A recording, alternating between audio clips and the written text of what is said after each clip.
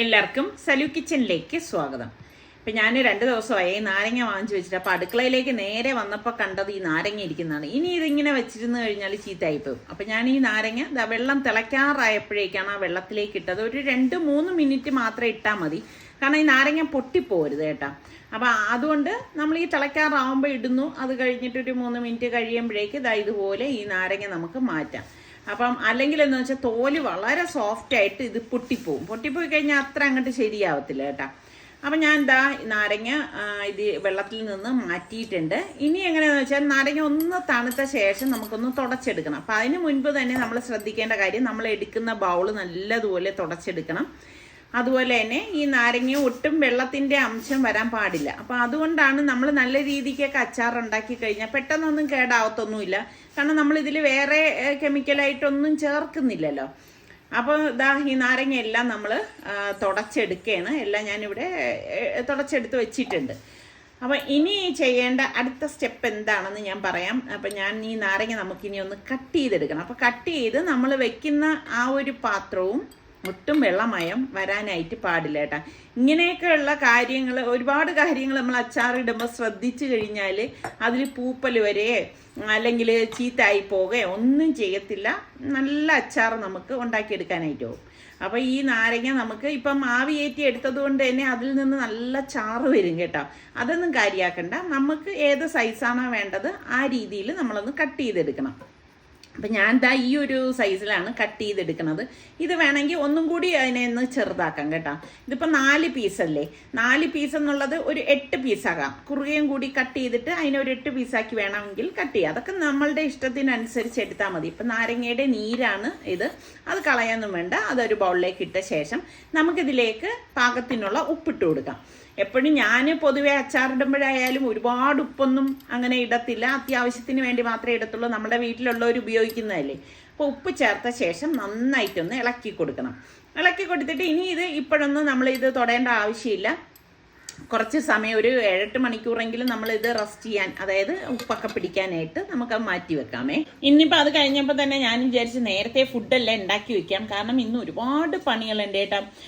ഒരു ഷൂട്ടുണ്ട്, പിന്നെ അതുപോലെ തന്നെ പുറത്തു പോകേണ്ട അത്യാവശ്യ കാര്യങ്ങളുണ്ട്. അങ്ങനെ കുറച്ച് അധികം തിരക്ക് പിടിച്ചൊരു ദിവസമാണ് ഇന്നത്തേത്. അപ്പം ഞാൻ വെളിച്ചെണ്ണ ഒഴിച്ചിട്ട് പട്ട, ഗ്രാമ്പു, ഏലക്ക, നമ്മളുടെ ഉലുവയൊക്കെ ഇട്ട ശേഷം സവാള ഒന്ന് വഴറ്റി കൊടുക്കുകയാണ്. ഒരു വെറൈറ്റി രീതിയിലുള്ള ഒരു കറിയാണ് കേട്ടോ. ഇതിലേക്ക് നമുക്ക് ഇഞ്ചി വെളുത്തുള്ളി പേസ്റ്റും പച്ചമുളകും കൂടി ഇട്ടിട്ട് ഒന്ന് വഴറ്റി കൊടുക്കാം. അപ്പം ഞാനിവിടെ ഒരു 3 സവാള എടുത്തിട്ടുണ്ടായിരുന്നു, 1 ടേബിൾ സ്പൂൺ ഇഞ്ചി വെളുത്തുള്ളി പേസ്റ്റ്, 1 പച്ചമുളക്, ഇത്രയാണ് ഇതിലേക്ക് ചേർത്തത് കേട്ടോ. എന്നിട്ട് ഇതുപോലെ ഒന്ന് വഴറ്റി കൊടുത്ത ശേഷം നമുക്കിതിലേക്ക് കുറച്ചധികം കറിവേപ്പില ഇട്ട് കൊടുക്കാം. പൊതുവേ ഞാൻ കറിവേപ്പില എല്ലാ കറിക്കും അധികമാണ് ഇടുന്നത് കേട്ടോ. എന്നെപ്പോലെയുള്ള കരിവേപ്പില പ്രേമികളൊക്കെ ഒരുപാടുണ്ടെന്ന് കമൻസിലൂടെ നിങ്ങളൊക്കെ പറഞ്ഞിട്ടുണ്ട്. അപ്പം കേൾക്കുമ്പോൾ തന്നെ ഭയങ്കര സന്തോഷമാണ്. ശരിക്കും പറഞ്ഞാൽ കരിവേപ്പിലയുടെയൊക്കെ മണം ചേർത്ത് വരുമ്പോൾ ഒരു പ്രത്യേക ടേസ്റ്റ് ആണ് അല്ലേ കറികൾക്ക്. ഇനിയിപ്പോൾ ഇതിലേക്ക് ഞാനിവിടെ 2 ടീസ്പൂൺ തരിതരിപ്പായിട്ട് പൊടിച്ച കുരുമുളക് പൊടിയാണ് ഇട്ട് കൊടുത്തിരിക്കുന്നത്. പിന്നെ 1 ടീസ്പൂണോളം മഞ്ഞൾപ്പൊടിയും 2 ടീസ്പൂൺ ഗരം മസാല പൊടിയും 3 ടേബിൾ സ്പൂൺ മല്ലിപ്പൊടിയാണ് കേട്ടോ. നമുക്ക് പാകത്തിനുള്ള ഉപ്പും കൂടി ഇതിലേക്ക് ചേർത്തിട്ട് നമുക്ക് ഒന്ന് ഇളക്കി കൊടുക്കാം. അപ്പോൾ ആ മസാലപ്പൊടികളുടെയൊക്കെ ആ ഒരു പച്ചച്ചുവ മാറത്തക്ക രീതിയിൽ ഒന്ന് ഇളക്കി കൊടുക്കണം കേട്ടോ. പിന്നെ കാസ്റ്റ് അയണിൽ നമ്മൾ കുക്ക് ചെയ്യുമ്പോഴേക്ക് പെട്ടെന്ന് തന്നെ കറികളൊക്കെ റെഡിയാവുകയും ചെയ്യും. നമ്മുടെ ഹെൽത്ത് വൈസ് നോക്കുകയാണെങ്കിൽ വളരെ നല്ലതുമാണ് കേട്ടോ. അപ്പോൾ ഇതിലേക്ക് ഞാൻ കഴുകി വെച്ചിരിക്കുന്ന ചിക്കൻ ഇതുപോലെ ഇട്ട് കൊടുക്കുകയാണ്. ഇതിപ്പം ഒരു 500 ഗ്രാം ചിക്കനേ ഉണ്ടാവത്തുള്ളൂ കേട്ടോ. അപ്പോൾ അത് നന്നായിട്ട് ഇട്ട ശേഷം ഒന്ന് മിക്സ് ചെയ്ത് കൊടുക്കാം. ഇതുപോലെ ഒന്ന് ഇളക്കി കൊടുക്കണം. അതുപോലെ തന്നെ ഞാൻ 3 സവാള എടുത്തെന്ന് പറയുന്നത് ചെറിയ സവാളയാണ് 3 എടുത്തത്. വലുതാണെങ്കിൽ നിങ്ങൾ ഒരു 2 സവാള എടുത്താൽ മതിയാവും കേട്ടോ. അപ്പോൾ ഇതുപോലെ അടി ചേർത്ത് നമുക്കൊന്ന് ഇളക്കി കൊടുക്കാം. ഇളക്കി കൊടുത്ത ശേഷം ഇത് വേകാനായിട്ട് മൂടി വെച്ച് കൊടുക്കാം. ഒരു 2 മിനിറ്റിന് ശേഷം മൂടി മാറ്റിയിട്ട് വീണ്ടും നമുക്ക് ഇതുപോലെ ഒന്ന് ഇളക്കി കൊടുക്കണം കേട്ടോ. കാസ്റ്റ് അയണിലൊക്കെ കുക്ക് ചെയ്യുമ്പം ഒരു പ്രത്യേക ഫീലാണ് അല്ലേ. മൺചട്ടി, കാസ്റ്റ് അയൺ, നിങ്ങൾക്കൊക്കെ ഏതിൽ കുക്ക് ചെയ്യാനാണ് ഇഷ്ടം? മൺചട്ടിയാണോ കാസ്റ്റ് അയണാണോ? ഇതിലേക്ക് ഞാൻ ഇവിടെ 2 തക്കാളി മീഡിയം സൈസിലുള്ളതാണ് എടുത്തത്. അതും കൂടി കട്ട് ചെയ്തിട്ട് കൊടുത്ത ശേഷം ഒന്ന് മൂടി വെച്ച് കൊടുക്കുകയാണ്. വീണ്ടും ഒരു 3-4 മിനിറ്റ് കഴിഞ്ഞിട്ടുണ്ടായിരുന്നു. അപ്പോൾ ഇതിനിടയിൽ ഞാൻ തുറന്നിട്ടില്ല. അപ്പോൾ ഇപ്പോഴൊന്ന് അടപ്പ് മാറ്റിയിട്ട് ഒന്ന് ഇളക്കി കൊടുക്കുന്നത് കേട്ടോ. എല്ലാം ചേർത്തൊന്ന് ഇളക്കി കൊടുക്കാം. അപ്പോൾ തക്കാളി ചേർത്ത ശേഷം ഞാൻ ചെറുതായിട്ട് ഫ്ലെയിം കുറച്ചിട്ട് പിന്നീടാണ് ഇതൊന്ന് കൂട്ടി കൊടുത്തിരുന്നത് കേട്ടോ. അപ്പോൾ ഇതാ തക്കാളിയും ഒക്കെ അപ്പോൾ പെട്ടെന്ന് ഉടഞ്ഞു കിട്ടും. ഇനി നമുക്ക് പാകത്തിനുള്ള തിളച്ച വെള്ളം ഇതിലേക്ക് ഒഴിച്ചു കൊടുക്കാം. ഞാനിവിടെ ഏകദേശം 1 കപ്പോളം തിളച്ച വെള്ളം ഇതാ ഒഴിച്ചിട്ടാണ് ഒന്ന് മിക്സ് ചെയ്ത് കൊടുക്കുന്നത്. പിന്നെ ഗ്രേവി നിങ്ങൾക്ക് കൂടുതൽ വേണമെങ്കിൽ അതിനനുസരിച്ച് തിളച്ച വെള്ളം ചേർത്ത് കൊടുത്താൽ മതി കേട്ടോ. അപ്പോൾ നല്ല മണം വരുന്നുണ്ട്. കാരണം നമ്മളിതിൽ മുളക് പൊടിയൊന്നും ചേർത്തിട്ടില്ല, കുരുമുളക് മാത്രമാണ് ചേർത്തിരിക്കുന്നത്. ബാക്കി മല്ലിപ്പൊടിയും ഗരം മസാലയും മാത്രമല്ലേ ഇതിലേക്കുള്ളൂ. അപ്പോൾ ഇടയ്ക്കൊന്ന് ഇതൊന്ന് ഇളക്കി കൊടുക്കാൻ പ്രത്യേകം ശ്രദ്ധിച്ചേക്കണം കേട്ടോ. ഞാൻ പറഞ്ഞില്ലേ, ഇത് പെട്ടെന്ന് റെഡിയാക്കി എടുക്കാൻ പറ്റുന്ന നല്ല ഒരു കറിയാണ് കേട്ടോ. ഇതിപ്പോൾ സംഭവം കഴിഞ്ഞു കേട്ടോ. ഇതിപ്പം വെറൈറ്റി അല്ലേ. നിങ്ങൾ ഇതുപോലെ കറി ഉണ്ടാക്കാറുണ്ടെങ്കിൽ പറയണേ. അപ്പം ഇതിന് കോമ്പിനേഷനായിട്ട് ഞാൻ വളരെ പെട്ടെന്ന് തയ്യാറാക്കി എടുക്കാൻ പറ്റുന്ന നെയ്ച്ചോറാണ് ഉണ്ടാക്കുന്നത്. അപ്പോൾ ഈ രീതിയിൽ നിങ്ങൾ പലരും ഉണ്ടാക്കാൻ സാധ്യത കുറവാണ്. ഉണ്ടാക്കിയവരുണ്ടെങ്കിൽ പറയണേ. 1 ഗ്ലാസ് അരിക്ക് 1.25 ഗ്ലാസ് വെള്ളം എന്നുള്ള കണക്കിൽ ഞാൻ ഒഴിച്ചിട്ടുണ്ട്. ഇതിലേക്ക് നമ്മൾ സവാള, ഇഞ്ചി വെളുത്തുള്ളി പേസ്റ്റ്, പച്ചമുളക്, പട്ട, ഗ്രാമ്പു, ഏലക്ക, പെരിഞ്ചീരകം, ഉപ്പ് ഇതെല്ലാം ഈ തിളച്ച വെള്ളത്തിലേക്കാണ് ഇട്ട് കൊടുക്കുന്നത്. നെയ്യും 1 ടേബിൾ സ്പൂൺ നെയ്യും കൂടി നമ്മൾ ഈ വെള്ളത്തിൽ തന്നെ ഇട്ട് കൊടുക്കുകയാണ്. വെള്ളം വെട്ടി തിളയ്ക്കുകയാണ്. ഇതിലേക്ക് 1 കൈപ്പിടി കിസ്മിസും അതുപോലെ തന്നെ കാഷ്നട്ട് നിങ്ങളുടെ കയ്യിലുണ്ടെങ്കിൽ അതും ഇട്ട് കൊടുക്കാം കേട്ടോ. ഇനി ഇതിലേക്ക് നമ്മൾ കഴുകി വെച്ചിരിക്കുന്ന അരി, ഞാനിവിടെ കൈമ റൈസാണ് എടുത്തിരിക്കുന്നത്, അരി ഇതിലേക്ക് ഇട്ട് കൊടുക്കാം. ഇപ്പോൾ വളരെ പെട്ടെന്ന്, ഇപ്പം നമുക്ക് സ്കൂളിലൊക്കെ പിള്ളേർ പോവുകയാണെങ്കിൽ ആ സമയത്തൊക്കെ ഉണ്ടാക്കി കൊടുക്കാൻ പറ്റിയ ഐറ്റമാണ്. ഒരു ടേസ്റ്റ് വ്യത്യാസവും ഇല്ല കേട്ടോ. അപ്പോൾ എൻ്റെ കയ്യിൽ കുറച്ച് പുതിനയില ഉള്ളതുകൊണ്ട് ഞാൻ ഇതിലേക്ക് ഇട്ട് കൊടുക്കുകയാണ്. പുതിനയില ഇല്ലെങ്കിലും പ്രശ്നമൊന്നുമില്ല. ഇനി പ്രഷർ കുക്കർ മൂടി വെയിറ്റ് ഇട്ടിട്ട് ഒറ്റ വിസിൽ വരെ നമുക്കിതൊന്ന് വേവിച്ചെടുക്കാം. 1 വിസിൽ കേട്ട് കഴിഞ്ഞ് നമുക്ക് ഗ്യാസ് ഓഫ് ചെയ്ത് സ്റ്റീം പോയ ശേഷമാണ് നമ്മളിത് ഓപ്പൺ ചെയ്യണത്. അപ്പോൾ ഇതിനിടയിൽ നമ്മളുടെ ചിക്കൻ കറി ഞാൻ ഇതാ ഇപ്പോൾ അടപ്പ് മാറ്റിയിട്ട് ഒന്ന് ഇളക്കി കൊടുക്കണം. കറക്റ്റ് കണ്ടോ, കറക്റ്റ് പരുവത്തിന് റെഡിയായിട്ട് വന്നിട്ടുണ്ട്. നല്ല മണം വരുന്നുണ്ട്. ഇപ്പം നിങ്ങൾക്ക് ഇതിപ്പോൾ കുറച്ച് കുറുകിയ ചാറോട് കൂടിയിട്ടുള്ളൊരു ചിക്കൻ കറിയാണ് കേട്ടോ. അപ്പം ഇതും ആ ഒരു നെയ്ച്ചോറും നല്ല ഒരു കോമ്പിനേഷനാണ്. അപ്പം നിങ്ങളിൽ ഇത് ഉണ്ടാക്കാത്തവരുണ്ടെങ്കിൽ നിങ്ങൾ ട്രൈ ചെയ്ത് നോക്കിയ ശേഷം ഫീഡ്ബാക്ക് തരണം എങ്ങനെ ഉണ്ടായിരുന്നെന്ന് കേട്ടോ. അപ്പം ഞാൻ റൈസും കൂടി കാണിച്ചു തരാം. നമ്മൾ കുക്കർ ഒന്ന് ഓപ്പൺ ചെയ്തിട്ട് ഒരു ഫോർക്ക് കൊണ്ടൊന്ന് ഇളക്കി കൊടുക്കണം. നമ്മുടെ റിസ്വാൻ പോയപ്പോഴേക്ക് ഞാൻ ഇത് അവന് വേണ്ടിയിട്ട് കാണിച്ചു കൊടുത്തിട്ടുണ്ടായിരുന്നു. അപ്പോൾ എൻ്റെ അടുത്ത് കുറേ പേര് പറഞ്ഞു, അതിൻ്റെ റെസിപ്പി ഒന്ന് പറയണേന്ന് പറഞ്ഞു. അപ്പോൾ ഞാൻ കമൻസിലൂടെ ഇങ്ങനെ പറഞ്ഞു. പക്ഷേ ചിലർക്കും ഇങ്ങനെ കണ്ടാലാണല്ലോ മനസ്സിലാവണത്. അതുകൊണ്ടാണ് ഞാൻ ഇതിപ്പം ഉണ്ടാക്കിയപ്പോഴേക്കും നിങ്ങളെയും കൂടി കാണിച്ചു തരാമെന്ന് എഴുതിയ. കണ്ടോ, കുഴഞ്ഞു പോവോ അല്ലെങ്കിൽ അരി പൊട്ടിപ്പോവോ ഒന്നും ചെയ്തിട്ടില്ല. നല്ല പെർഫെക്റ്റ് ആയിട്ട് വന്നിട്ടുള്ള ഒരു നെയ്ച്ചോറാണ്. ഇപ്പം ബാച്ചിലേഴ്സിനൊക്കെ ഉണ്ടാക്കിയെടുക്കാൻ പറ്റിയ ഐറ്റമാണ് കേട്ടോ. ഇപ്പം എല്ലാവർക്കും ഇപ്പം വഴറ്റിയെടുത്ത് അതൊക്കെ ഒരു മെനക്കേടായിട്ട് തോന്നുന്ന ആൾക്കാരുണ്ടാവും. ചിലർക്ക് സമയം ഉണ്ടാവത്തില്ല. എന്നാൽ പുറത്ത് പോയി ഹോട്ടലിൽ നിന്ന് കഴിക്കാൻ ഉള്ളവർ ഉണ്ടാവത്തില്ല. അപ്പം അങ്ങനെയുള്ളവർക്കൊക്കെ ഇത് ഉപകാരപ്രദമാവും കേട്ടോ. അതൊക്കെ കഴിഞ്ഞ് ഞാൻ വന്ന് നോക്കുമ്പോഴേക്കും സനമോളുടെ കളിയാണ് ഈ കാണുന്നത് കേട്ടോ. അപ്പം ഞാൻ എപ്പോഴും പറയത്തില്ലേ, ഞാൻ എത്ര തിരക്കുണ്ടെങ്കിലും എനിക്ക് ഈ കൊച്ചു പിള്ളേരെ കളി കാണാനൊക്കെ ഭയങ്കര ഇഷ്ടമാണ് കേട്ടോ. കുറച്ച് നേരം ഞാൻ ഇങ്ങനെ വന്നിരുന്ന് അവളുടെ കളിയും ചിരിയും ഒക്കെ ഇങ്ങനെ കാണും. ഇപ്പം ഒന്നാമത് കുറച്ചിങ്ങനെ കാര്യങ്ങളെല്ലാം അറിഞ്ഞു വരുന്ന ആ ഒരു പരുവമായിട്ടുണ്ട്. അപ്പം അതുകൊണ്ട് തന്നെ നമ്മളീ പറഞ്ഞു കൊടുക്കുന്നതെല്ലാം അവൾക്കറിയാം. അപ്പം ഞാൻ ഈ പ്രായത്തിലാണ് നമ്മൾ കുഞ്ഞിന് വേണ്ടതൊക്കെ പറഞ്ഞു കൊടുക്കേണ്ടത്. കാരണം അവരുടെ ബ്രെയിനൊക്കെ ഡെവലപ്പ് ചെയ്ത് വരുന്ന ആ ഒരു ടൈമാണ് ഇതെന്ന് പറയുന്നത്. അപ്പം ഞാനെന്നല്ല, ഞങ്ങളിവിടെ കളേഴ്സ് അങ്ങനെയൊക്കെ ഉള്ള കാര്യങ്ങളൊക്കെ പറഞ്ഞു കൊടുക്കും കേട്ടോ. അപ്പം അത്യാവശ്യം കുറേയൊക്കെ കാര്യങ്ങൾ അവളുടെ ആ ഒരു പ്രായത്തിൻ്റെ ഇത് വെച്ച് മനസ്സിലാക്കാൻ പറ്റുന്നെന്ന് തന്നെയാണ് നമ്മുടെ ഒരു വിശ്വാസം കേട്ടാ. രസമാണ് കേട്ടാ പിള്ളേരുടെ ഇങ്ങനെ കളിയും ചിരിയൊക്കെ കണ്ടോണ്ടിരിക്കാനായിട്ട്. പിന്നെ ഇതൊക്കെ ആണെങ്കിലും ആഹാരം കഴിക്കുന്ന കാര്യത്തിൽ ഭയങ്കര പിന്നോക്കം എന്ന് തന്നെ പറയാം കേട്ടാ. ഒട്ടും, അതായത് ഒരു പ്രാവശ്യം നമ്മൾ വായിൽ എന്തെങ്കിലും വെച്ചു കൊടുത്താൽ രണ്ടാമതൂടെ വെച്ച് 3-ാമത്തെ പ്രാവശ്യം വായിൽ വെച്ചു കൊടുത്താൽ അവൾ വാ തുറക്കത്തില്ല. പിന്നെ നമ്മൾ ഇപ്പം കാക്കയും പൂച്ചയും തത്തയും മൈനയൊക്കെ കാണിച്ച് വെളിയിലിറക്കിയൊക്കെയാണ് എന്തെങ്കിലുമൊക്കെ കഴിപ്പിക്കുന്നത്. പിന്നെ ആക്റ്റീവായിട്ട് ഇങ്ങനെ ഓടി നടക്കുന്നുണ്ട്. അപ്പം ഞാനിങ്ങനെ നമ്മളുടെ ഒരു ഫാമിലി ഫ്രണ്ട് ഡോക്ടറൊക്കെ ഉണ്ട്. പുള്ളിക്കാരൻ്റെ അടുത്ത് പോലും മോളൊന്നും ഭക്ഷണമൊന്നും കഴിക്കുന്നില്ല എന്ന് പറയുമ്പോഴേക്ക് ഡോക്ടർ പറഞ്ഞു, കുഞ്ഞ് ആക്റ്റീവാണോ അത് നോക്കിയാൽ മതി, പിന്നെ ഇടയ്ക്കിടയ്ക്ക് എന്തെങ്കിലുമൊക്കെ ഇങ്ങനെ കുഞ്ഞിന് കൊടുത്താൽ മതി എന്ന് പറയും. അപ്പോൾ അങ്ങനെയൊക്കെ തന്നെയാണ്. പിന്നെ നിസാർക്കയെ പോലെ ഇവിടെ ഫ്രൂട്ട്സിന് ഇഷ്ടമുള്ള ആളാണ് കേട്ടോ. അപ്പോൾ എപ്പോഴും നിങ്ങൾ കണ്ടിട്ടില്ലേ, നിസാർക്കയാണ് ഫ്രൂട്ട്സ് അങ്ങനെയൊക്കെ മോക്ക് കൊടുക്കുന്നത്. അങ്ങനെയൊക്കെ ഉള്ളതൊക്കെ കഴിക്കുന്നുണ്ട്. പിന്നെ എന്തെങ്കിലും ഈ പറഞ്ഞ മാതിരി കഴിച്ചാൽ മതിയല്ലോ. അപ്പോൾ അതൊക്കെയാണ് കാര്യങ്ങൾ. അപ്പോൾ അതേ കണ്ട സൈക്കിളും ഉന്തി നടക്കുകയാണ്. അപ്പോൾ പലരും ചോദിക്കേണ്ടത് സനമോള് നടന്നു തുടങ്ങിയോ എന്നുള്ളത്. ഇതുപോലെയൊക്കെയാണ് മോള് നടക്കുന്നത്. നടക്കാനൊരു ഇങ്ങനെ ബാലൻസ് പിടിച്ച് നിന്നിട്ട് 2 സ്റ്റെപ്പ് വയ്ക്കാനുള്ള ആ ഒരു പരിപാടിയിലൊക്കെയാണ് ഇപ്പം നടന്നുകൊണ്ടിരിക്കണത് കേട്ടോ. ഞാൻ പറഞ്ഞില്ലേ ഞങ്ങൾക്ക് ഇന്ന് കുറച്ച് തിരക്കാണ്. അങ്ങനെ ഫാബി മോളും സലുവൊക്കെ ഒരുങ്ങാനായിട്ട് പോയി. അപ്പം ഞാനാണ് ഇവിടെ മോളെ നോക്കിക്കൊണ്ടിരിക്കണത്. ഇനി അവർ ഒരുങ്ങി വന്ന് കുഞ്ഞിൻ്റെ അടുത്ത് ഇരിക്കുമ്പോഴേക്ക് ഞാനും ഒരുങ്ങാനായിട്ട് പോവും. അപ്പം കുറച്ച് ഇന്നത്തെ ദിവസം എന്ന് പറഞ്ഞാൽ വല്ലാതൊരു തിരക്ക് പിടിച്ച ദിവസം തന്നെ ആയിരിക്കും കേട്ടോ. അങ്ങനെ നമ്മൾ പുറത്തേക്ക് ഇറങ്ങിയിട്ട് നമുക്ക് കുറച്ച് കാര്യങ്ങളൊക്കെ ഉണ്ടായിരുന്നു കേട്ടോ. അപ്പോൾ അതൊക്കെ കഴിഞ്ഞപ്പോഴേക്ക് സൽമാൻ പറഞ്ഞു നിങ്ങളെ ഞാൻ ഒരു സ്ഥലത്തേക്ക് കൂട്ടിക്കൊണ്ടു പോവാന്ന് പറഞ്ഞു. ട്രിവാൻഡ്രം സുൽത്താൻ അല്ലല്ല, ഈ ബാംഗ്ലൂർ പോയപ്പം ആ സ്ഥാനം വേറെ ആരും എടുത്താണ്.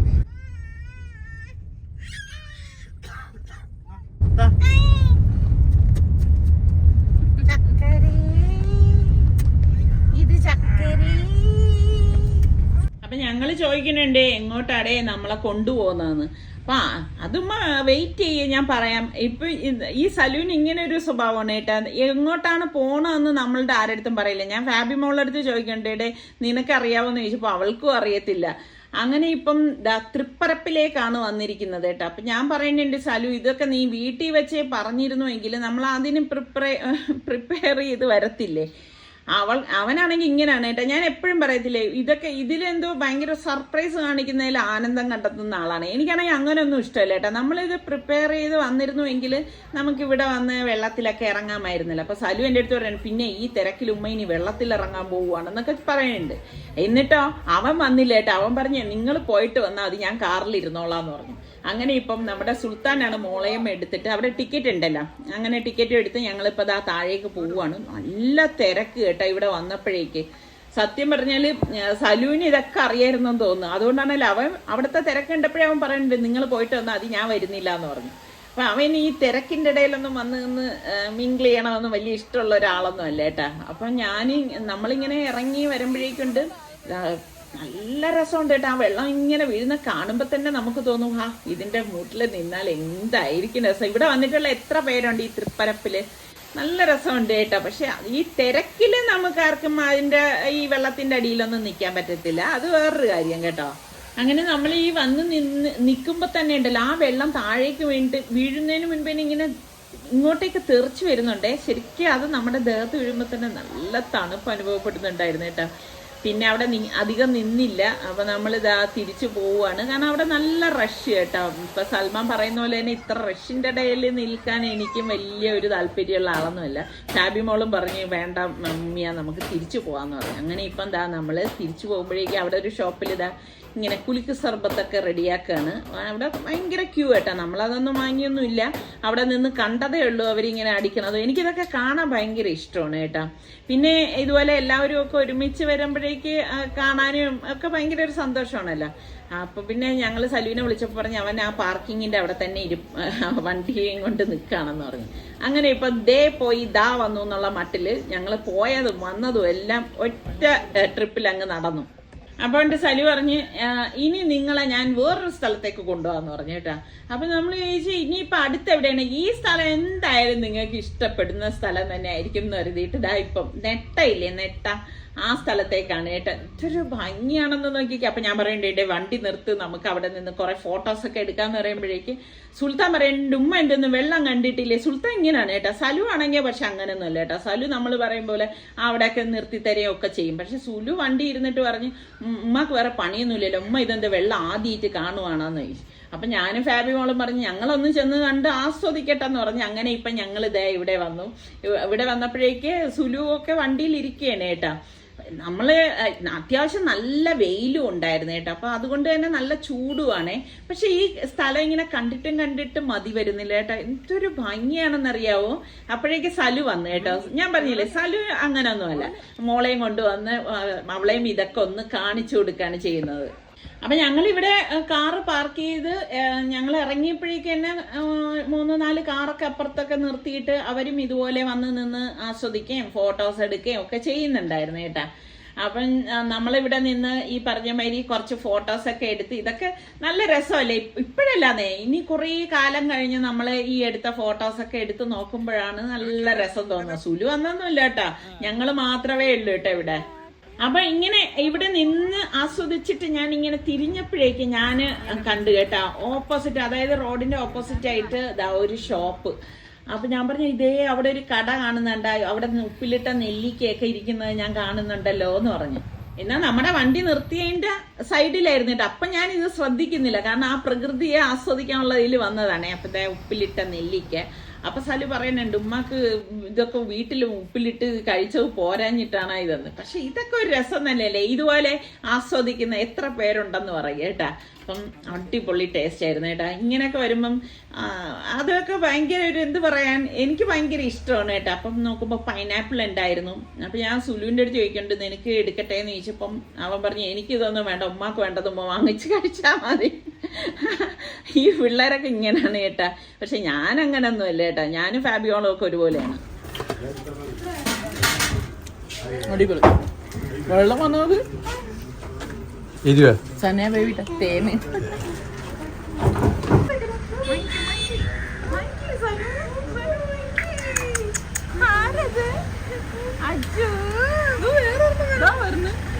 അടുത്തത്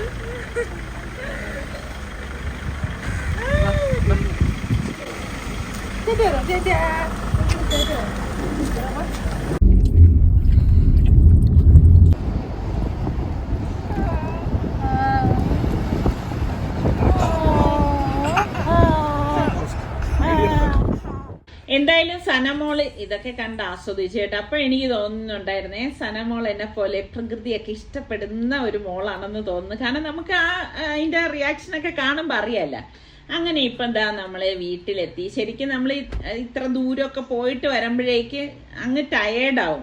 പക്ഷെ ക്ഷീണം ഉണ്ടെങ്കിലും ഇനിയിപ്പോൾ എനിക്ക് കിടക്കാനൊന്നും പറ്റത്തില്ല. കാരണം ഇനിയിപ്പം എനിക്കൊരു വീഡിയോയുടെ ഷൂട്ടുണ്ട്. അപ്പം അത് പിന്നത്തേക്കായിട്ട് മാറ്റി വെക്കാനും പറ്റത്തില്ല. അപ്പൊ ഇനിയിപ്പം ആ ഷൂട്ടിലേക്ക് പോകണം. ഇതാണ് ഞാൻ രാവിലെ പറഞ്ഞില്ലേ നല്ല തിരക്കുള്ള ഒരു ദിവസമാണെന്ന്.